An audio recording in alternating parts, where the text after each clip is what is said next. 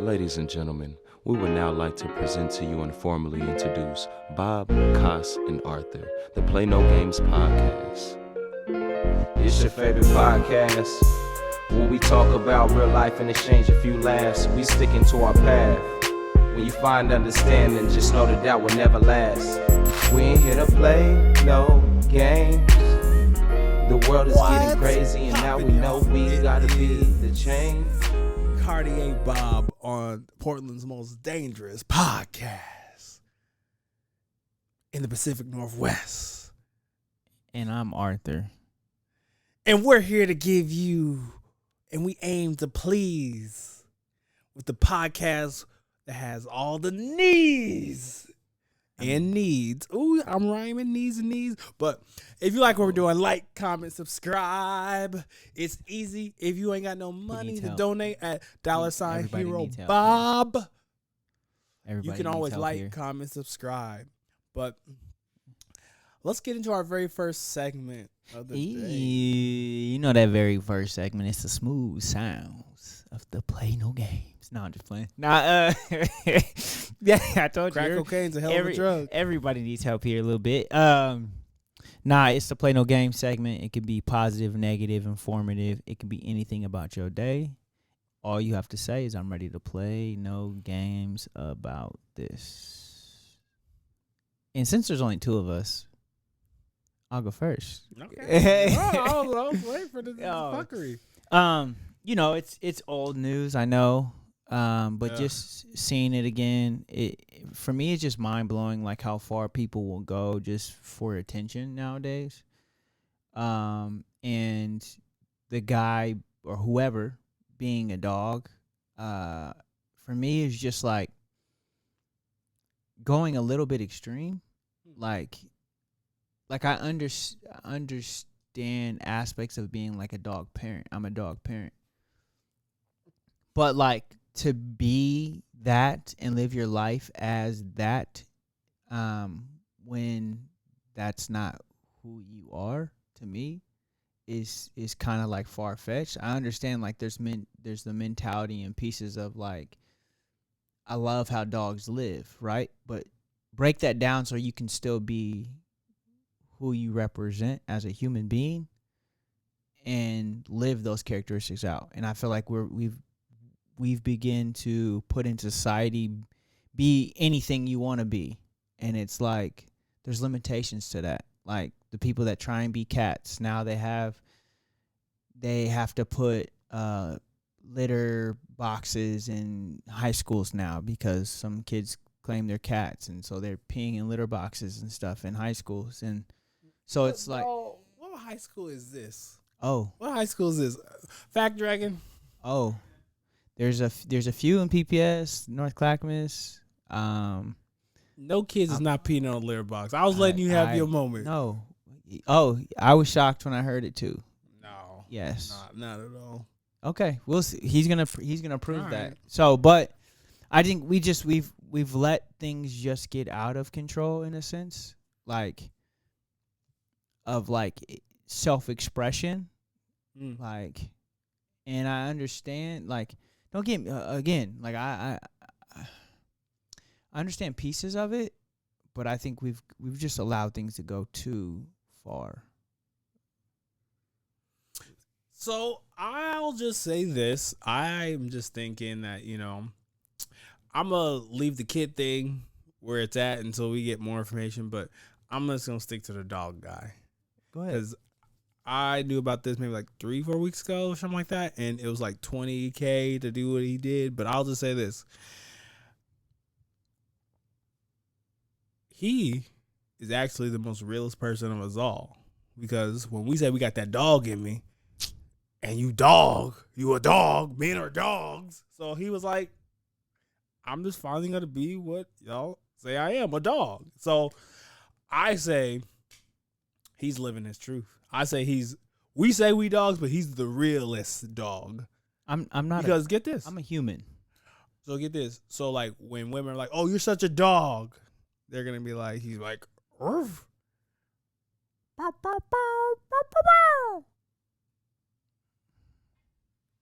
I feel like you're that's overboard. No, Like, it's not. No, it's not. You gotta be.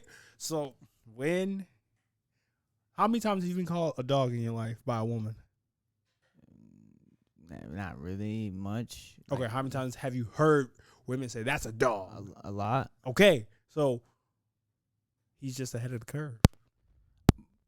Any rational human being, and I'll say that with all due respect to like cosplay, which is different, right? Comic Cons, which is like, you know, all those, like, dressing up into fictional characters is one thing, right? Foundation piece of quote unquote Halloween, right? Is like the appearance of being something else, right? When someone is taking that to the extreme and saying, I'm going to dress up as something that is a living thing and be that every day, I'm going to pee like a dog, eat like a dog, drink water like a dog, walk around and try and play with dogs, you've gone above and beyond the aspect of characterism, and you've now taken it to a lifestyle that is not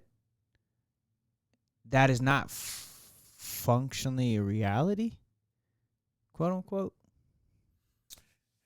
Hey man, we got a dog right there. We got Powerline. If we Oh my listen God. to that dog actually told me how to dance. But my thing again, that is a fictional character. Are you gonna dress up as Powerline Yes. and be Powerline every day? See this yellow? I'm already. Next time we gonna be on the show, I'm gonna have. See, I'm already jigging like. But the difference is Powerline is a fictional character, not something that's real life. Okay. He's not walking around in a bear costume like they quote unquote say that. That was a real bear. Okay, can you hear me? Okay. Start from the top. Okay, so per NBC News in late 2022, there are one instance of a litter box in schools for students to pee in, and it has nothing to do with any sort of identifying as a cat or any sort of like a fursona. And that's about it. They go into depth about how, at least at the time, because I can't speak to now, we're 8 months into 2023, so maybe things have changed. I haven't found any more recent articles. But they go into depth about how that was a rumor spread, just like telephone, just over the internet, and So what's going on? puts people who have personas at risk for bullying or being ostracized. So what's going on at PPS? This was actually North Clackamas School. Okay. Or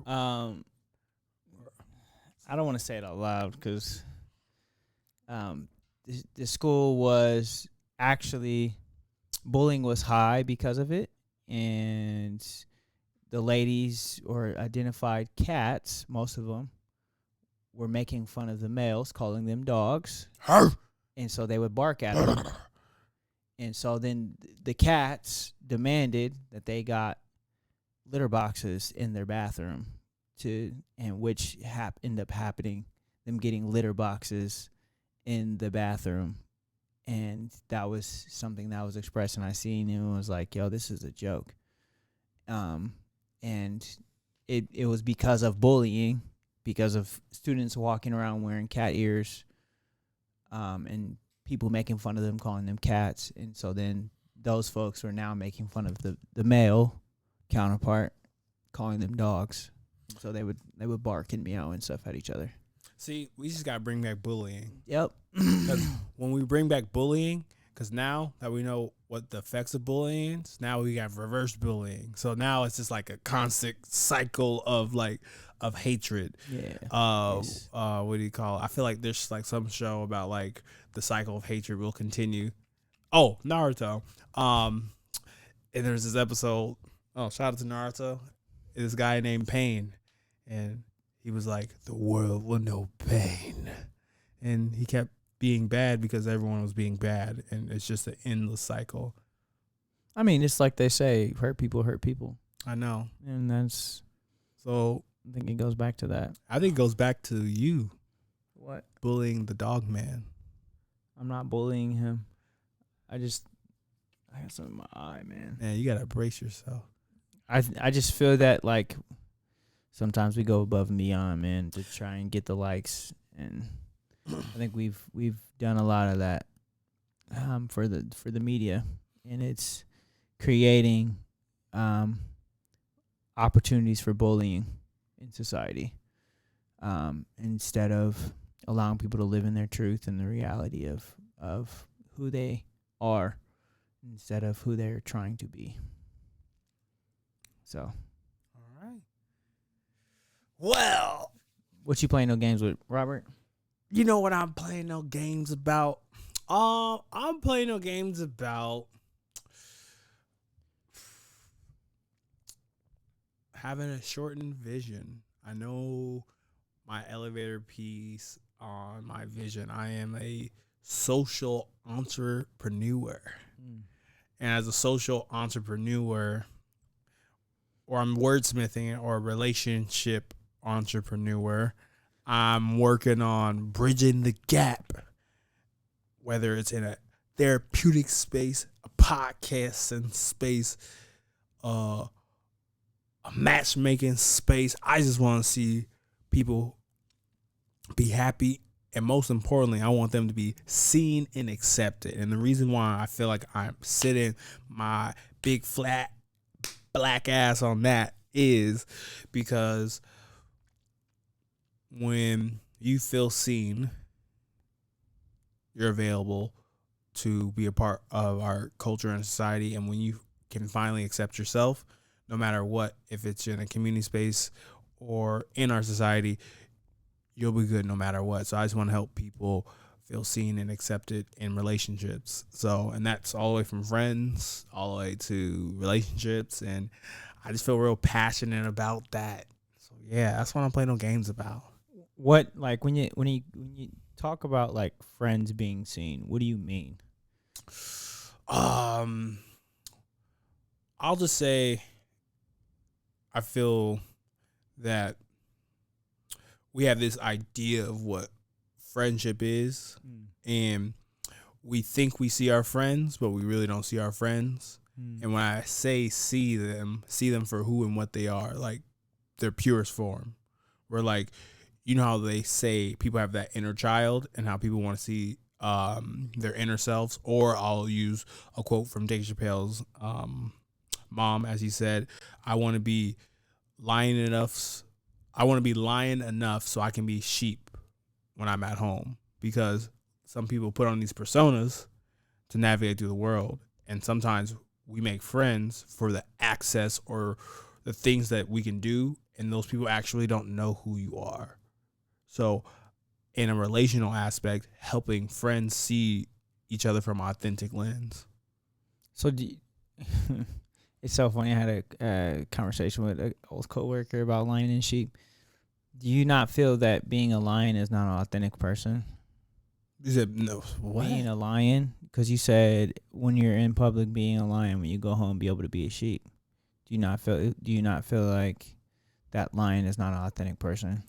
I think it is it's a projection, and like when people talk about projection, sometimes projecting or having a projection isn't bad. It's just the context that we use it, where I feel like the best, most positive way where it's utilized and seen a lot is when women are in the corporate world and they project that I can also do this as well, showing to their male counterparts that I can also be not a boss bae, I can just be a boss. And that's a positive version of reflection of projection, right? Now, kind of go forward with that where it kind of gets negative, where to answer your question, where that lion piece, right? Where if you don't have enough awareness to just accept that this persona of like lion is to get you through the day, and you're saying that you need to be this all the time, then you're not being authentic to yourself, because who knows, maybe you might project a lion, but you really feel like a penguin on the inside. The lion is a vehicle to get you the resources to survive. So I hear that, and I have to disagree. It's fair. And I think when you put into two different presentations of like a lion and a sheep, to me, a sheep is someone who conforms to things around them to be comfortable with the people around them, or like-minded folks around them, which to me is almost like a lost person, because now you have no guidance in yourself and no trust in yourself to be able to lead with or without an individual, right? And so when you talk about this lion aspect of, when you think of an animal, the animal lion, right? You think of this aggression. You also think of this leader, this sense of like this loyalty, but also someone who can carry thousands of people on, or thousands of other lions on their back and say, I'm in charge. And I think we also have to understand the humility aspect of that too, right? You always talk about you want to be the ship person. Captain of a ship, right? Monkey D. Luffy. Yes, that reference. Yes. Anyway, you talk about that, and you talk about it in a sense of being a lion, right? Leading. I'm gonna let you go. Taking charge, right? I want to lead them into a place where they can be their own lion, right? We all have to carry that through and through. And I feel that even when we come home and we rest, lions rest too. Lions relax, they chill, they come back to their cubs, they come back to their lionesses, they come back to, they're still a lion in the fact that they have to lead their pack at home, but it's not the same way as them leading in the wild. Does that make sense? So it's I think the mantra of being a leader and the mantra of being someone who can be assertive. I'm not saying as a leader you have to know when to lead and when to let others lead. That doesn't make you a sheep, right? If that makes any sense. It doesn't make you a sheep. It just, so like, again, like I have to disagree with you being able to change who you are, because to me a sheep is someone who conforms to things around them so that they can fit in and be as if they are them. Okay. Which to me is almost lost. Okay, so I guess we're getting animal-tastic today. So tell me what you know about a sheep. A sheep? Yeah. Sheeps are pack animals, but they are followers. They definitely are something or animal that likes to be led. They're more of they're very loving to one another. So it's perspective. So I want to address two things. So one, also, don't think I'm coming for you. I see a lot of people tattoo lions, eagles, and all these prominent things on their bodies, and they got a snail's mentality. Absolutely. And the reason why I bring this up, and even this to people who have snail tattoos, okay? It is about perspective, where if I became Dr. Dolittle, if I would talk to a sheep wouldn't see itself as being weak. Yeah, it would absolutely. Because sheep have so many functionalities. We have wool, they're soft, they're warm. Wait, let me finish. No. I'm saying from that sheep's perspective, the world tells you have to be a certain thing. You have to be this thing to survive. And there's multiple ways of doing the things. Now, too, to go to what you're talking about when it comes to me. Now, I'll be honest, once again, shameless plug. Hopefully it's a close-up on me right now. Close up. Bam, I know it's there. I trust him because he's my guy. So one of my favorite shows of all time that really inspired me is One Piece. Main character he's talking about, Monkey D. Luffy. It has inspired me, pan out, to be great. And the reason why I like him as a main character is because I feel like he is a focal point where each person who's on that ship, right? And I'm not going to go too deep. I'm just going to go with like the basics, right? Mm-hmm. He picks them for a job where he's like, I want to be king of the pirates, or he has this dream. But each one of these people who's on the ship has a dream too as well, and they're on that ship, and they're all figuring that out together. Yes, his one dream, right, brought them together, but individually, he's supporting them doing what they want to do. So, for me, I see leadership as how can you be you, right? Mm-hmm. In your best version of yourself. Yeah, we got to come together as a community, as a team, as a group to do a certain thing. But at the same time, let's just say, even though for my One Piece fans who are listening, let's say if you're like a Sanji, right? You want to go to the All Blue. You want to cook the best meal for the baddest bitches in the world. How can I help you do that? At the same time, can you help me with my dream? So my thing is, I think leadership is being able to identify what's in other people, whether they are a sheep, a snail, a penguin, and us all coexisting on Noah's Ark. So I love that reference because again, for me it goes. You talked about the functionality of a sheep, right? So wool, meat. What else? What other functionalities do you feel that a sheep have? Well, it has a lung like a lion. It has a heart like a lion. So, but what I'm saying is like capacity wise, their brain is a lot smaller than most animals in the animal kingdom. So functionality wise, So you're saying a sheep has no right because it's not powerful? No, I'm not saying that. Sheep. The reason why sheep are raised is because there's functionality.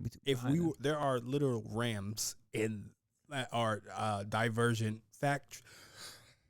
They're in the same family, but they're not sheep.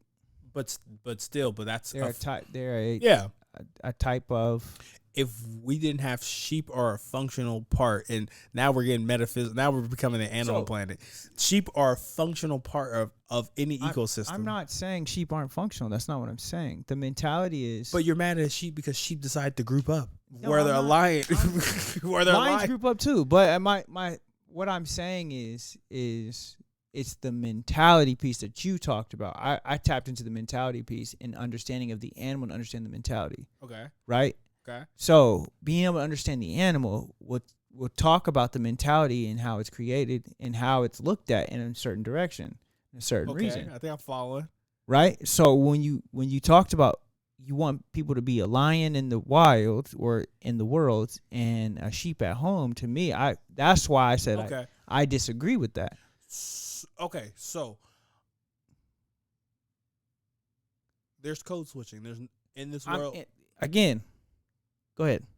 I just think there's code switching no matter what, where it's going to be very hard for a person, right? Mm-hmm. And let's just get it out of the fucking animal shit. Yeah. Okay. It's going to be hard for a person, in my opinion. And I'm not saying this stuff for you to agree with me, where I'm just kind of like, absolutely. More or less, I'm just thinking of the point of like, yeah, there are people who act a certain way in their job, and they just don't do that when they're at home or they're by themselves or they're with their friends or things like that, where sometimes people do that to the extreme where they build a persona about themselves. Like we can even go into the recent TikTok girl, the Bobby person that interviewed Drake.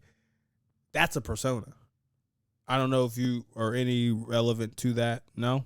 Well, so pretty much this, the white girl who interviewed Drake has like the dry humor. Anywho, long story short, she's really not like that when the cameras are on. So my thing is, certain people do certain things so they can pay for themselves, live in this cutthroat life, and come home are vastly different people. So some people are lion enough to be lambs when they're home. And I just say there's nothing wrong with either. So it goes back to what I was playing no games, but and to people selling themselves for the views, the Jesus likes, Christ. the money, right? Oh, yes. Yes. Oh, right? It goes back to that. You a damn dog. Yeah, it goes back to that. But nah, like I have to agree to disagree with what you're saying. That's but fair. But I hear what you're saying. I also hear what you're saying. Yeah, absolutely. I also hear what you're saying. I do. I just think we're like, I will never be therapist.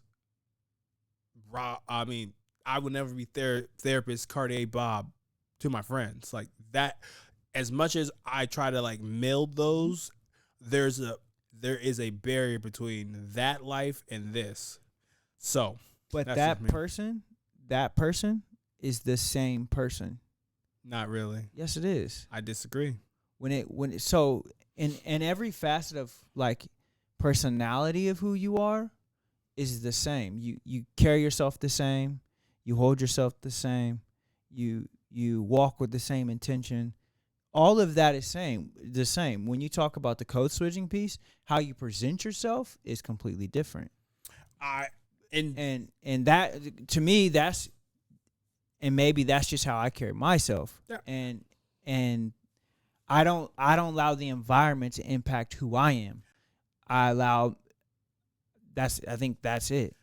I think for me, that you have to know your environment, because if you don't know your environment, because you can't talk to an adult how you talk to a kid. You can't go into Netflix and talk to Netflix how you would talk to someone who is Absolutely not. So my thing is, so like that has to be, and this is the point where we're just agreeing to disagree, because I'm just kind of like, even though I see what you're expression. Even though I see what you're saying, I still feel like that's a different version of you that's totally different. But like your core self, like your core me, where like core Robert, I'm sliding on my names. I gotta bleep that out. My core me is vastly different than the projection and persona that certain people get. So, speaking of certain things people get, speaking of certain things people get, the fastest woman alive. The champ is here. Sha'carri? The champ is here. Let's talk about Sha'carri. She's smoking on that. She's smoking on that Jamaican pack right now. It's a whole lot of sweet revenge, and talk to him, track man. And I love it because she is the definition of fuck you. Like, all this shit you talked about me last year, all this shit for how you made me feel, all this shit for all the shit talk you talked about me, I'm going to come out and show the world. She stopped talking and let her actions show. And it's amazing to watch how humbly she did it, how graceful she did it, how exciting she did it. And she still continues to do it, and she's breaking records along the way. And that's been the most phenomenal piece of all of it. She is breaking records along the way, and she's not saying a word. She's crying through her emotions. She's allowing everyone to see, like, y'all talked all this smack about me, who I was, and didn't give me that opportunity to do what I do. I'm not gonna say anything. You're just gonna watch and be amazed. And I love it. I love what she's doing. She's doing it with grace. She's doing it with class. She's doing it with amazement. Like, she's bad, a bad bitch out here. I think you gotta also kind of talk about where it started and where it came from. Where definitely, correct me if I'm wrong too as well. It definitely she was already a rising track star. Absolutely. And correct me if I'm wrong, her mom passed away. Yeah. And she was in Oregon. Now some of y'all East Coast people say World Cup. And she was smoking some of that. World Games or something like that. Snoop Doggy Dog. Yep. And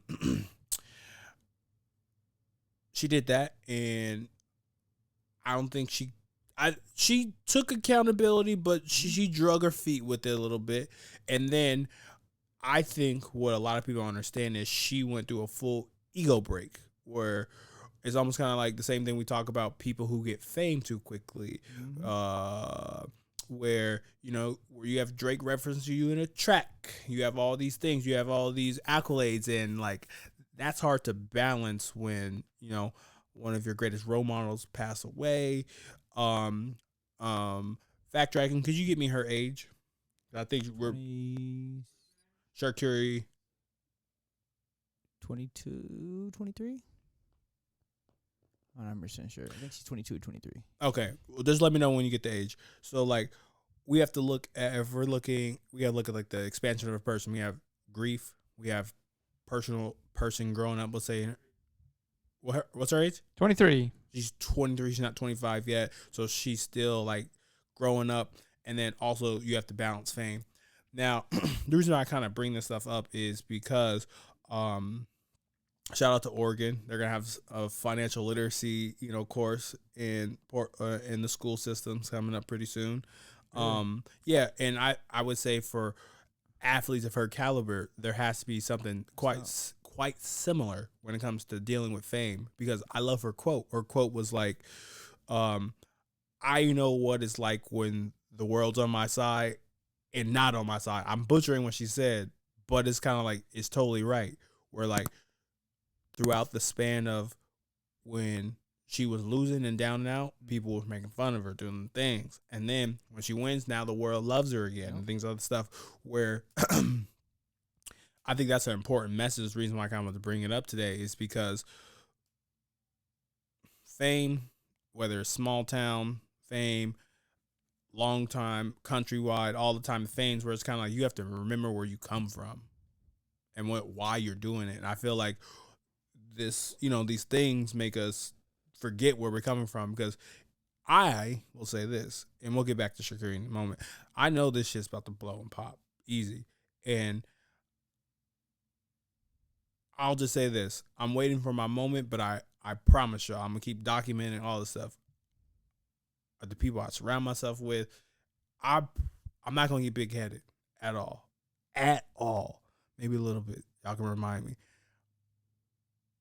because the world really doesn't love us like that. The people around us, that's the world we create. So I commend her for how she was celebrating too, because she truly became a leader. But that's one of my points. I do want to talk about her newfound, what a leader and a hero looks like. But I thought it's a phenomenal comeback story. Absolutely. And I think Tyler, what you just made that point that the world doesn't like anyone. I butchered what she said. But Tyler Monk also talks about that. Shout out to underdog mentality. He always talks about that. When it comes time to break it all down, no one gives a fuck. Mm-hmm. Ultimately, no one cares. It's you caring about yourself the most that people care about. And you showed reference to, like, when you take a picture. Who's the first person you look at when you take a picture? Yourself, to see how you look and determine if the photo is good or bad. And it's like we live in that society where all we care about is ourselves. And I think when we can get out of our head and begin to care for one another, I think, like you're saying, build our world up a little bit better so that the people that surround us care about our world just as much as you care about their world. Your world gets a lot better. It gets a lot healthier. It gets a lot cleaner. But she is definitely someone that I love to watch her work, watch her sprint. I love watching her mentality change and how much she's grown up to be who she is today. She is definitely someone that I admire a lot, because she shows people what it's really like. She shows people how to really get it done. So congratulations to you. And you got the 200 coming up, so hopefully you can win that too. We're not done with her just yet. I think it would already happen by the time this comes out. Yeah. Okay. Yeah. Hopefully she's won that. If not, you're still a champion. I'll still say that. We're not done with her just yet, because I feel like it's such a big transformative conversation piece. But we were talking a lot about leadership with the fucking Animal Kingdom Zootopia shit we were just on. Man, you like that sloth turbo. You like. But hey man, sloths live the longest too. Watch out. There you see, like one of the things that I also want to kind of bring up too as well. Ray Lewis allegedly, right? He allegedly killed somebody. Allegedly. I'll just say this. I think he said this. You have to be a little bit crazy to be a champion, right? Yep. Ray Lewis, Kevin Garnett, Draymond Green, Michael Jordan. Michael. Wait, I'm picking deliberate ones on purpose. Wow. Those four people always talked. They talked all the time, and that shit, they got motivated from that. Yeah. And I think sometimes people get it confused when it comes to leadership, when you got to figure out certain things. Where those 4 people, and I'm missing probably a lot of other people. Those people were able to talk stuff. Floyd.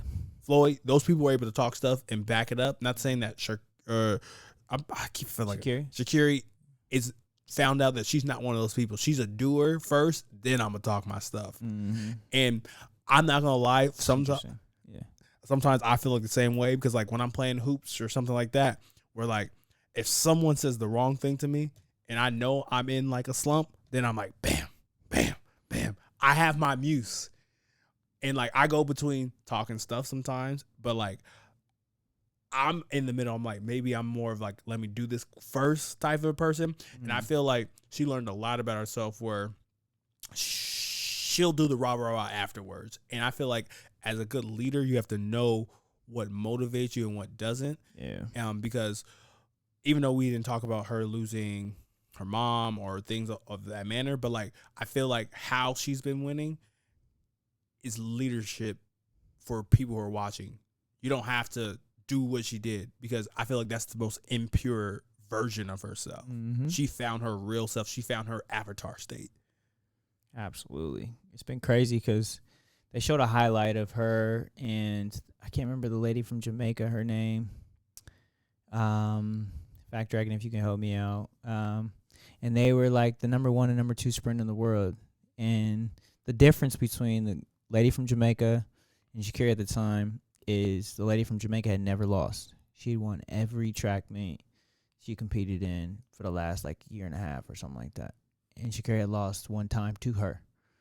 And they were going head to head at the Diamond League Championship in London.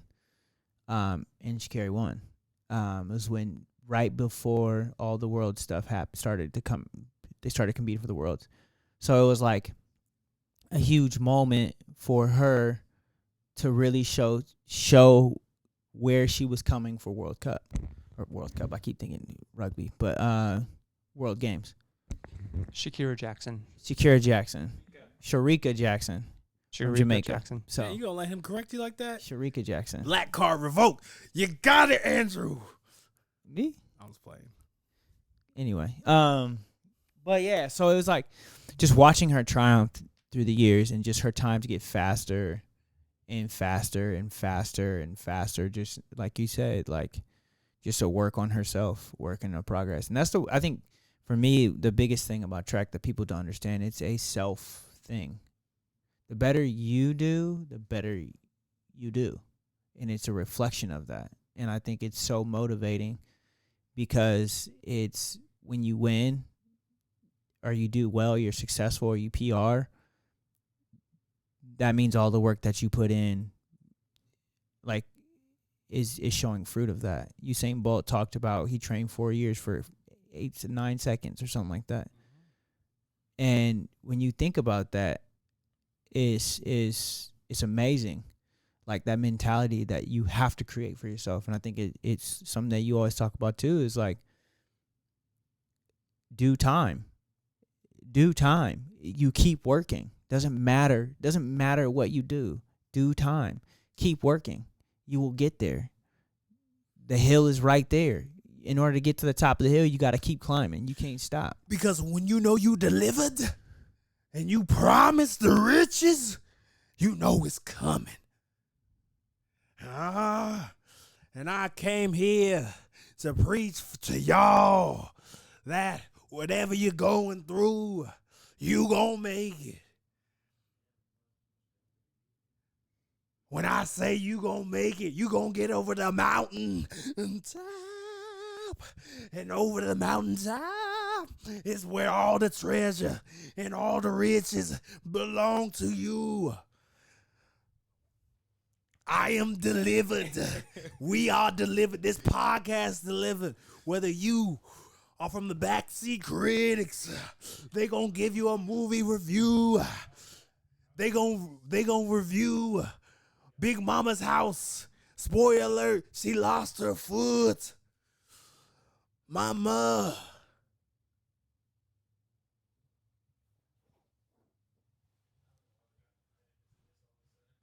Watch the backseat critics. You got that question now? What's the question? Over the mountaintop. Oh my God.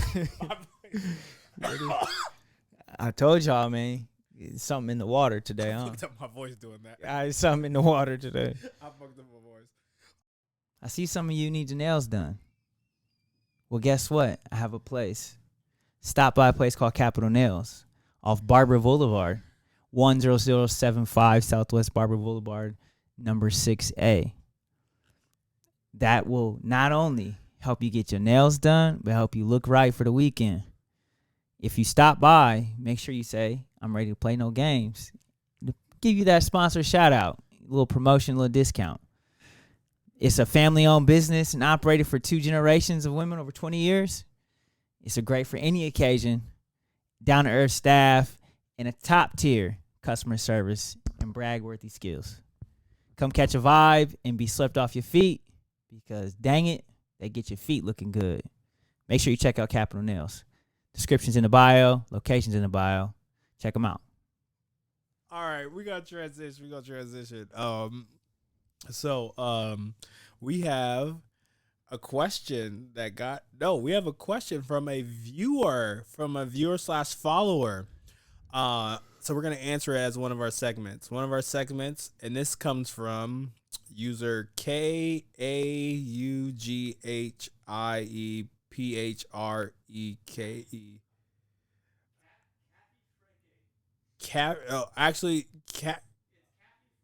Cappy Freaky.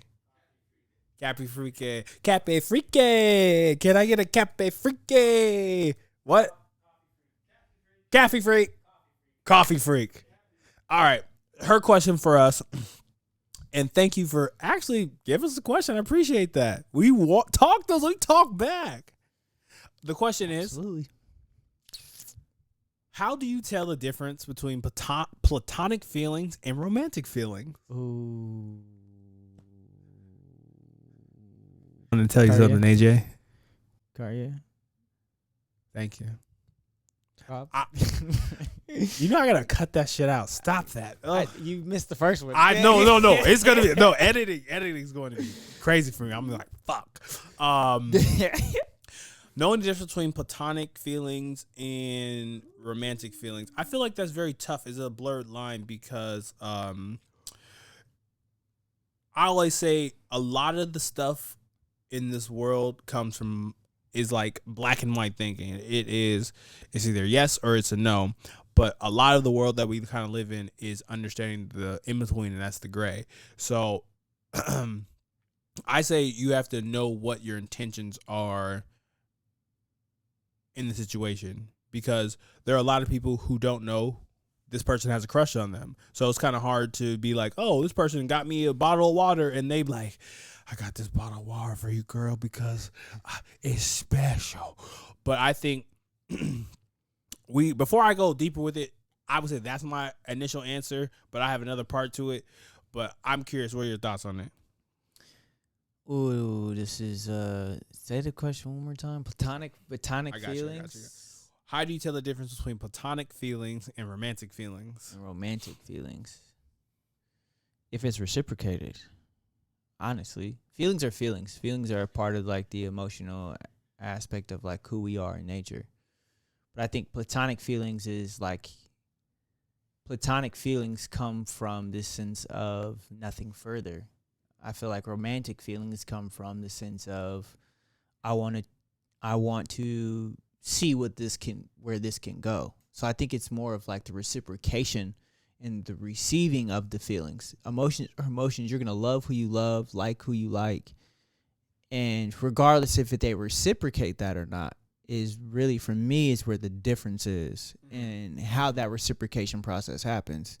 So if I meet somebody and say, hey, man, let's go on a date. Is that romantic feelings for this individual? Maybe, and she's like, man, I love the date. Let's go on another one. Okay, maybe it leads to romantic ones. Or it could just be, let's go on a date. All right, cool. Boom, we going to dinner. Oh, you cool. You hella cool. Whatever. And it's, so I think it's just how it's received and reciprocated. I still have one more point to bring up, but I actually like what you said. I think to answer this viewer's question, to have it be like straightforward, because we gave this person a lot of like read between the lines. I think you gotta listen to AJ. Knowing if something is platonic or romantic feelings comes from self-awareness. That comes from inside of you, where like, let's talk about this from yourself, because I came in from an angle of like it's outside and like someone gives you like a bunch of roses, where like that's an easy indicator, like that might be romantic feelings, rather than someone's like, oh, let's get a beer after work. That could be totally platonic. We're cool. So I think if it's you going out, like not outward going inward going out, I think you have to identify within yourself where like if you're doing this with the intention, integrity that, oh, this person, I get this queasy butterfly feeling, or you're just doing it because you care or you want to further or deepen that relationship, that's what I would say internally comes with knowing the difference. Now, the outward going inward, I feel like that's more different, and you have to stay vigilant. And I always say it's always good to ask questions like, why is this important? Yeah. Why are you getting me water and not anyone else? So and I think that's a great point, is that expression towards communication, which we always talk about how communication becomes very important in that process, right? Because if I'm continuing to accept these things, you're going to give me flowers, you're going to give me shoes, you're going to give me this, you're going to let me drive your car all the time, and to me, oh, that's just the homie. And to her, it's, I'm trying to cause romantic feelings out of this. I want to reciprocate, but none of that's communicated. There's going to be a ruffle of feathers and ruffle of feelings and emotions that come out of that might not be on the platonic side something that you was the intention, but on the romantic side it was the intention originally, and I think that's where that communication becomes important, because you can get your friends gift with no expectation. Mm-hmm. And I think that is the importance of relationship as a whole, is they're encompassing of the same. Now, romantic relationship, which is a piece of that umbrella, is different. Platonic relationship, which is more of a friendship, is completely different, right? But at the end of the day, it's still relationships. So the whole mentality has to stay the same. The communication has to stay the same. The eagerness of like getting to know each other has to stay the same. And I think that's why it's important to set that foundation and figure out where you're going to stand on that first. And to me, I think that's just the biggest difference. So let us know. I feel like we answered the question. I feel like you just got some free game. Ball game. There was one more thing. Wasn't there one more like question or something that we wanted to bring up? Oh no, man. It's fine. I feel like answered perfectly. No, backseat critics, you are not sending a question.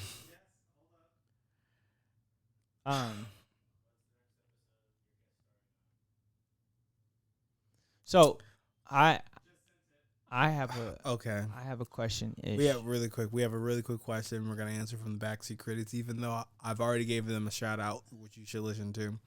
Who's better on the backseat critics, RJ or Andrew? Oh Jesus. 60 seconds. No, you gotta go first. I asked you first. 60 seconds. I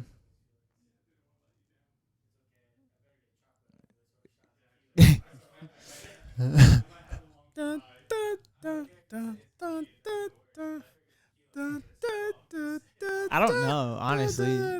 They have different charismas and characteristics that like make that show what it is. I think Andrew brings out a different side of Andrew, and I feel like RJ is still RJ. So I think if you want to talk about authenticity, you're gonna go RJ. If you're gonna go into brings out a personality side of someone, I would go Andrew, because I think it opens him up to be himself. I think that's his true self, but he hides from that. Okay. And so I think authenticity wise, I would say RJ. Okay.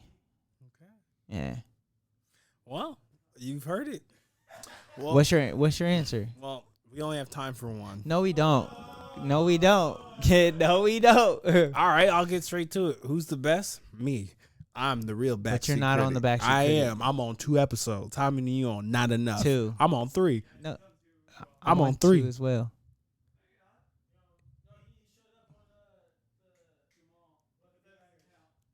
Oh, actually, I'm on 4. So I'm the real. I made a cameo, crossover episode, Power Line, and then there's one more.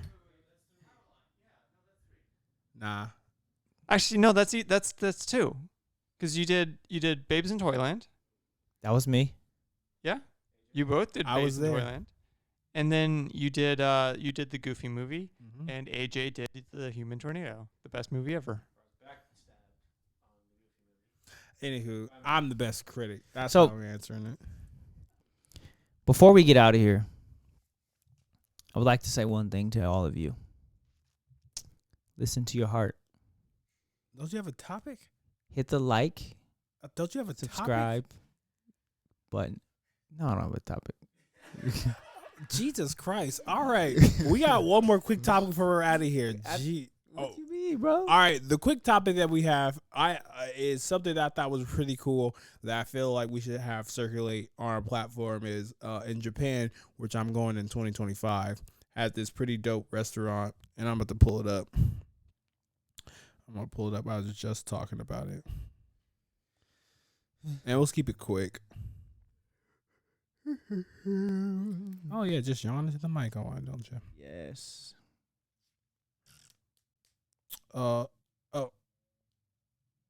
It's called Mistaken Orders in Japan. So this restaurant has dementia, and people who have dementia serve people food. And it's like, the thing is, like, you don't know what you're going to order because they're just going to bring you something. And I think that's such a dope way and holistic way to, like, have people that could easily be othered and, like, put away and, like, brought around community. And, like, I saw that joy of, like, people being like, I guess this is what I got. And, like, it's never a dull moment in that restaurant. Like, also for people who are suffering from dementia, they have, like, a person that's with them, that walks around with them. So it's kind of like, it's also like, they're not just like, why are you like they have an idea of what's going on. But I feel like that's really cool. And, like, when I go to Japan, I definitely want to go there, and hopefully it's something I can eat. So, 2 things to that, and then I have a question actually for you. Okay. First thing is, I don't know how well that was taken in America, just because of how, like, intentional we are with everything, even when it comes to food. Like, if I order this, I want this. And I don't think there's a lot of free flow when it comes to certain things, because I feel like there's a sense of greed when it comes to food here, and in other countries, it's not about the food purpose. It's about the community purpose. So about just being in a space with your people and community. And my friend always talks about when he goes to China, or he used to live in China, and just like that whole, they got this food going, they're drinking. It's not even about the food. It's about the community space, them having a good time, enjoying each other's presence. And I feel like here it's about the food. It's about the eating. It's about this, unless it's soul determined on, like, holidays or things like that, to where it's about family, it's about the food. Like, we are here for the food. And it's, I don't know. I think that would catch on here. Like, for me, because I'm a bit of, like, I've gone down from, like, being a picky eater, but, like, if I knew I was going to this restaurant just to, like, have community and be like, okay, let me Instagram what I'm gonna get. Like, I'm gonna order chicken wings and shit. I might get a fucking Rib. Not even a rib, a fucking leaf, you know, a peach. And be like, fuck. And, like, to see that person suffering from dementia, be like, here you go. And be like, you played me. You ain't got dementia. You lying motherfucker. Curious, before we answer yours, backseat critics, what do y'all think about that?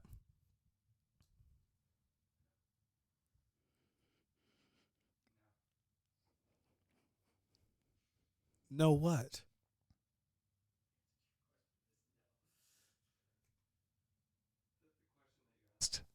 The question I would ask, I'm carrying off what AJ said. Do you think How do you feel like that would be in America? Do you feel like it would?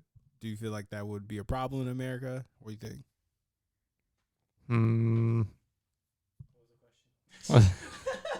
They're not paying attention.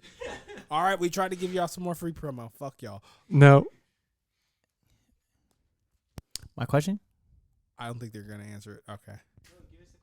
What is it? What is the context? Because I missed the first part of it. Okay, fair enough. The context is, man, I gotta cut a lot of shit today. The context is, if mistaken, what's it called? If mistaken orders was in the United States, do you think that would be a good or bad thing, where people just got random orders from servers who had dementia? Like a food? Yes. And they're serving it? Yes. Oh, RJ's got a hot take. According to the American diet, most of us are going to have dementia, so it already happens anyways. So there we go. Oh, okay. AJ. Damn. Wow. Plus, go ahead, Andrew. Oh, no, I was going to say, if most of us are with dementia, none of us are retiring. Yeah, we're all going to be people with dementia serving each other. So, yeah. Okay. It's inevitable. So it reminds me of that place in Vegas where it's like the angry server. Yeah. And it's like how like you saying you know what to expect when you get there. But I think people still have a problem with it. Like they go in there. So I was watching something on Instagram about these people going into this angry server bar and they were like cussing the lady out. And the lady's like, "Do you not realize the place that you walked into? I'm supposed to serve you in an aggressive way." He was like, "Well, I'm going to respond in an aggressive way." And so it's like this ordeal of like, just because I came in here, you still need to, I don't know. Okay, so someone was like, you're like, "Oh, I want some cauliflower." They're like, "Fuck your cauliflower." Fuck your vegan. Fuck your vegan wings. I'm going to give you the buffalo regular wings. All right, hit us up. What question you got for us? Controlling? Close us Okay. My question is protective versus controlling. Where does protective become controlling?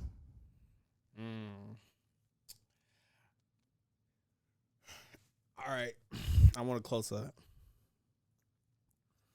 If you have an iPhone, you're a controlling motherfucker. Because you get locations, you get all this fucking geotag shit. Like, you just can't let a motherfucking go, "I seen your message. I know you over here." If you're on an iPhone, you're a controlling motherfucker. Us Androids, we let it go. I don't need to see the message. I don't even know. I don't need your location. I don't need to Apple share our playlist. I just trust that when you get the aux, you're going to play something nice. Interesting. I like how you took that, but on the flip side of that, I heard a cruise season. They podcast. They were talking about, it was like a short clip of one of the hosts talking about how men who are like just nonchalant men are negative men. You don't want them in your relationship. And he talked about how like he reflected on how he likes to know where his woman's going, so in case he needed to protect her, he knows what's the situation's going to be, how he got to come up, whatever the case may be. And for me, I was like, that's where that question kind of derived from. I was like, protective versus controlling, because to me that feels like control. I want to control every aspect of where you're going, what you're doing. Now, out of courtesy, you can give me some of that information. Oh, I'm going to the movies with the homies. All right, cool. Let me know when the movie over. Let me know when you're on your way home. Whatever type of situation, whatever that may be. But I feel like sometimes people push the line, like especially when it comes to quote unquote alpha males, where they're like, and I know we had this conversation before, where it's like, I need to know where my woman is all the time in case something happened. And it's like, no, you want to know because you're insecure, I think, about yourself. I want to know where my woman is. all the time. So I can protect you. I swallowed the red pill, became Neo. I'm the Matrix. I mean, I think it's important, but I think it's not. It shouldn't be something that's demanded. I think it should be something that the woman gives, and I think that comes with communication and trust. Like, Protection. Being I feel like protection is a little bit more, make it more gendered, but it's almost kind of like. I'll say this, and this will be my last 2 cents, and I'll let you have the last moment. As a society, people applauded JT for checking Uzi at the award show. Took his phone, all the other stuff. But if that was a dude, right? It would have been like, oh, he's a crazy motherfucker. Oh, blah, blah, blah. And the reason I kind of bring that up is the same thing when it comes to protection. Or actually, before, I'll also give another example, kind of going coincide. What may be creepy to one girl may be like, oh, you applying that right pressure. Because if I'm like sliding in DMs, I'm like, hey, babe, let's go. It's good. Good morning. Good morning. And, fucking Steve Urkel motherfucker be like, hey, baby, who's going? She's like, oh, you're so creepy. Or it's kind of like it's up to the interpretation where, like, we have to level the playing field where, like, if I'm asking where you're going, like, there is a spectrum of that is controlling. And there's also a spectrum of, like, I just want to know where you're going because so just in case something happens, I'm there, and it's just peace of mind because even though none of us are married, I'm pretty sure married people will be like, oh, this is like, I'm gonna give you an idea of what I'm doing, type of thing. Where like which I feel like different, yeah. Or even in like getting to know someone, like I feel like we're demonizing us, I feel like people demonize or take it too far. So that's my 2 cents. And on Kobe Day, and I think it for me, I think there's like you're saying, there's definitely a line. But I think it all stems on that foundation of trust, right? I think the more you trust a person, the less of those questions you're asking, and more of those things are being given to you, so you don't even have to ask, right? So it's like, oh, hey, babe, I'm running to the supermarket. All right, cool. I'll be back in a little bit. Whatever, and that could be the topic of the conversation. It's over. Boom. You know where I'm going. I'll be back. Whatever the case may be. But I think some point we get to a point where we're untrusting. To where it's like, let me know where you're going. What supermarket are you going to? Oh, make sure you go to the one that's close to the house. Just let me know when you get there because I might have some. And it's like now there's more steps involved in this sense of communication. Instead of, hey, I'm going to the supermarket. Hit me if you need something. Boom, whatever the case may be. Oh yeah, I forgot the eggs. Can you grab the eggs? Whatever the case, like. But again, I think it takes communication, trust, willingness to be open. But I think it also takes like your own lack of owning up to your own insecurities too. I think yes, there's a sense of protection. Yes, I'm always going to protect my lady. But at the same extent, how are you going to protect? Okay, say your lady goes to the other side of town and there's a shooting on that side of town. How are you going to protect your lady? Oh, that rhetorical, or you want me to answer? Rhetorical or whatever. Like, if you want to answer, you can. But it's like Chuck Norris. My thing is, yeah, we're gonna pull up, but it might be too late. So it's like in this situation, it's like being able to understand the reality of the situation, but also be able to understand, like, yes, I'm gonna protect you in case you call me and be like, hey, I need you to come. Absolutely, I'm gonna come. You got a flat? Oh, I'm on my way.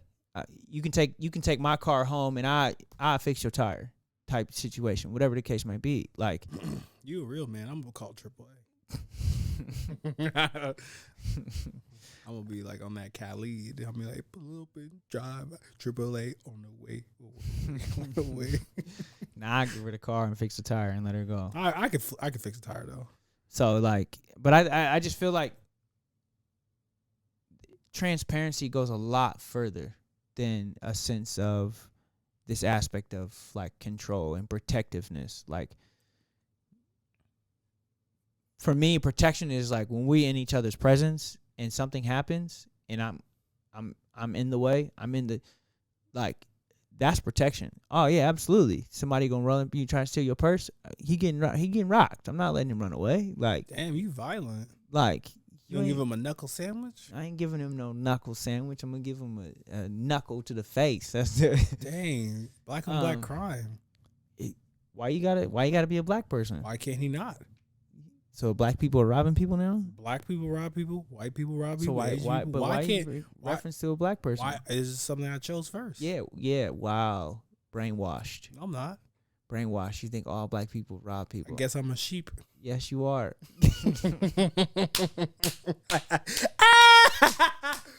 Everything's full circle here on this podcast. We're all petty because. Absolutely. Would you like to close this out? Absolutely. It's been the Play No Games podcast. Make sure you like, subscribe, hit the bell, donate to $Hero.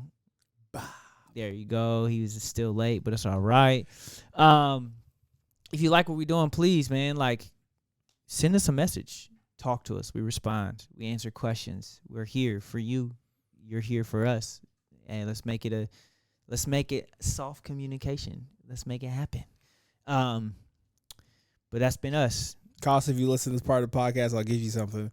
And I swear, Andrew, RJ, AJ, if y'all say something, I knew it's a fucking lie. Cost, if you fucking listen to this part of the show this far, I'll give you something. But I know you're not gonna listen to this far. I know your tactics.